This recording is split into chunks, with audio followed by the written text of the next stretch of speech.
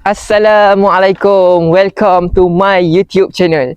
Sebelum tu, kita layan intro dulu.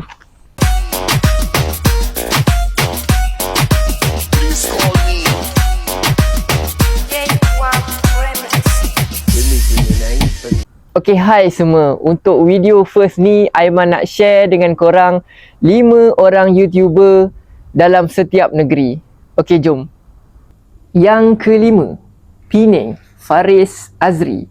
Follower Faris Azri di YouTube mencecah sebanyak 500. Tapi sekarang beliau fokus di media sosial satu lagi.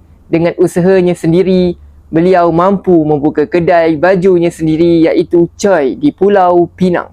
Yang keempat, Terengganu, Azrai Ashraf. Follower Azrai di YouTube mencecah sebanyak 58 dan beliau banyak membuat video short movie. Yang ketiga, Perlis Syazwan Fahmi atau dikenali sebagai Bami. Follower Bami di YouTube mencecah sebanyak 849,000 dan beliau sekarang fokus di media sosial yang lain dengan menjual pelbagai jenis gula-gula Aibam Gami. Yang kedua, Kuala Lumpur, Zuki Muhammad atau dikenali sebagai Zuki.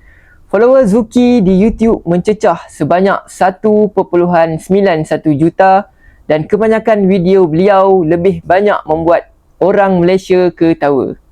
Dan last satu, Kelantan, Alif Irfan.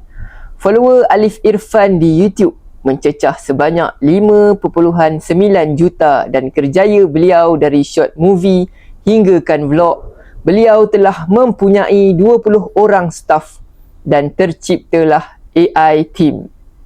Terima kasih semua rakyat Malaysia yang telah support orang-orang kita. Semoga mereka di luar sana terus berjaya dengan usaha mereka sendiri. Sampai di sini sahaja video saya kali ini. InsyaAllah kita jumpa lagi. Who's that? Aiman Amin. Assalamualaikum.